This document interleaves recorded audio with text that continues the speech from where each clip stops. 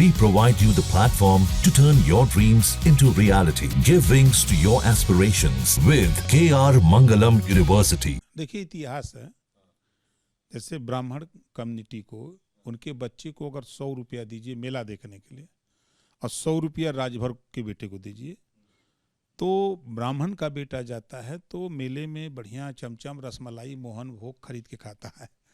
जब राजभर का बेटा जाता है तो पूरा मेला छान मारता है और नकली कट्टा और नकली काक खरीदता है।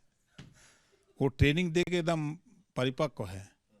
जातीय जनगणना को लेकर के आखिर क्या सोचते हैं ओम प्रकाश राजभर जी इस समय हमारे साथ में है न्यूज नेशन पर एक्सक्लूसिव। सर, सबसे पहला सवाल तो ये है कि लोग सोच रहे थे कि आने वाले समय में कुछ बड़ा होने वाला है, लेकिन कल जिस तरह से जातीय जनगणना को लेकर के भारतीय जनता पार्टी ने अपनी बात रखी है सामने कि जातीय जनगणना होगी, उसको लेकर के आप क्या सोचते हैं? देखिए, हम तो 22 साल से इसकी डिमांड कर रहे हैं। जब से पार्टी बनाए हैं तब से हम इसी बात को लेके हमारी पार्टी का एक इशू था ये। और कल जो कैबिनेट से माननीय देश के प्रधानमंत्री माननीय नरेंद्र मोदी जी ने जो जाति और जनगणना का फैसला लिया उसके लिए उनको धन्यवाद। इससे सामाजिक न्याय की जो चर्चा होती है, बात होती है, तो सामाजिक न्याय में बढ़ावा मिलेगा उन लोगों को जो आज तक रोटी कपड़ा मकान शिक्षा दवाई से बड़े पैमाने पर अछूते रहे। तो ऐसे लोगों को लाभ मिलेगा, उनको भी सामाजिक न्याय मिलेगा, उनको भी हिस्सेदारी मिलेगी। ये आज़ादी के बाद पहली बार ऐसा कदम उठाया गया है जो काम कांग्रेस नहीं कर पाई। लंबे समय तक शासन था, कांग्रेस के साथ गठबंधन करके सपा बसपा तमाम दल वो भी नहीं कर पाए। लेकिन उस काम को मोदी जी के नेतृत्व में हुआ है और इससे तमाम जो अछूती जातियां हैं उनको सभी क्षेत्रों में बराबर का अधिकार मिलेगा।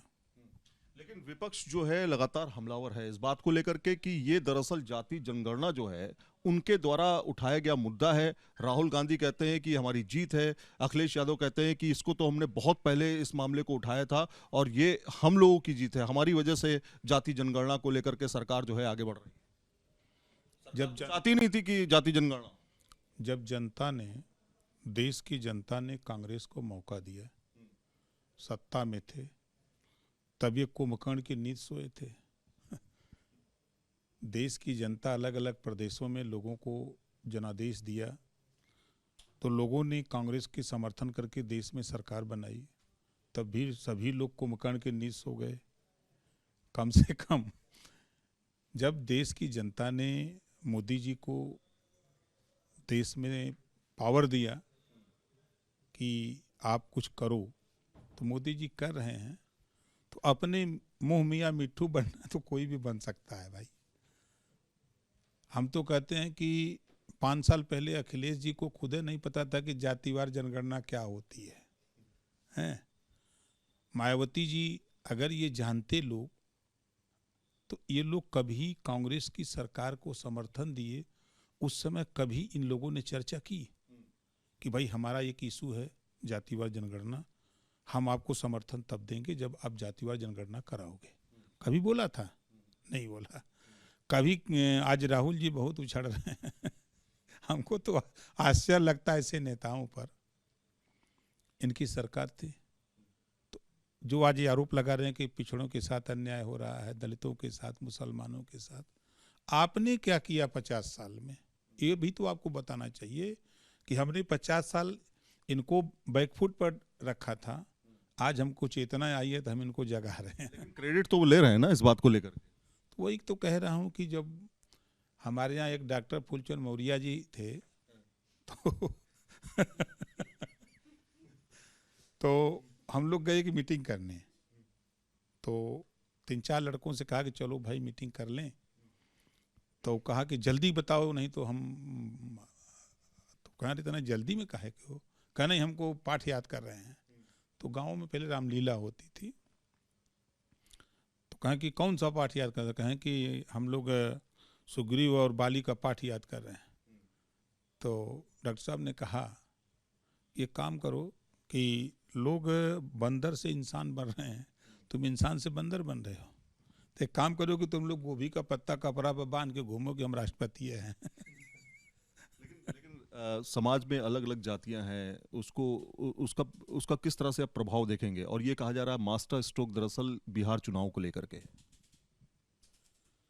बिहार में तो नीतीश जी ने जातिवार जनगणना करा ही दिया था, चाहे गलत कराया हो चाहे सही कराया हो, तो करा ही दिया था, तो उसका कौन सा लाभ आने की बात है। उसकी कोई बात नहीं। अब पहलगाम पे थोड़ा सा बात कर लेते हैं। एक सवाल पहलगाम को लेकर के, जिस तरह से तमाम विपक्षी दल जो है सरकार के लिए आप बात कर रहा है, क्या आप सोचते हैं कि पहलगाम पर जो अलग अलग तरह के बयान आ रहे हैं राजनेताओं के, वो देश के विरोध में एक तरह से देश को एक निगेटिव उस पर लेके जा रहे हैं?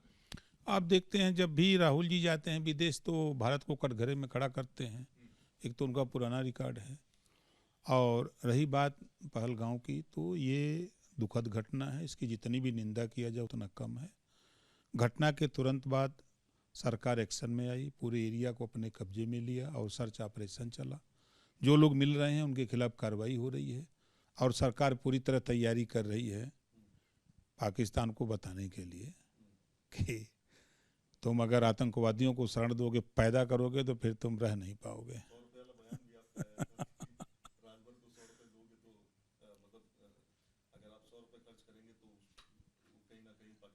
देखिए इतिहास है, जैसे ब्राह्मण कम्युनिटी को, उनके बच्चे को अगर 100 रुपया दीजिए मेला देखने के लिए और 100 रुपया राजभर के बेटे को दीजिए, तो ब्राह्मण का बेटा जाता है तो मेले में बढ़िया चमचम रसमलाई मोहन भोग खरीद के खाता है। जब राजभर का बेटा जाता है तो पूरा मेला छान मारता है और नकली कट्टा और नकली काक खरीदता है। वो ट्रेनिंग दे के एकदम परिपक्व है। हम तो कहते हैं कि भारत सरकार खाली राजभर के नौजवानों को हथियार दे दे, तब पाकिस्तान में घुस करके आतंकवाद का खात्मा कर दें कि एक भी आतंकवादी नहीं बचेगा। तो अलग अलग राय आ रही है जाति जनगणना को लेकर के, और अब देखना यह है कि विपक्षी दल इस पर क्या क्या अपनी बातें रखता है सामने। वीडियो जर्नलिस्ट राकेश चौहान के साथ सैयद आमिर हुसैन, न्यूज़ नेशन, दिल्ली। देखिए इतिहास है, जैसे ब्राह्मण कम्युनिटी को, उनके बच्चे को अगर 100 रुपया दीजिए मेला देखने के लिए और 100 रुपया राजभर के बेटे को दीजिए, तो ब्राह्मण का बेटा जाता है तो मेले में बढ़िया चमचम रसमलाई मोहन भोग खरीद के खाता है। जब राजभर का बेटा जाता है तो पूरा मेला छान मारता है और नकली कट्टा और नकली काक खरीदता है। वो ट्रेनिंग दे के एकदम परिपक्व है।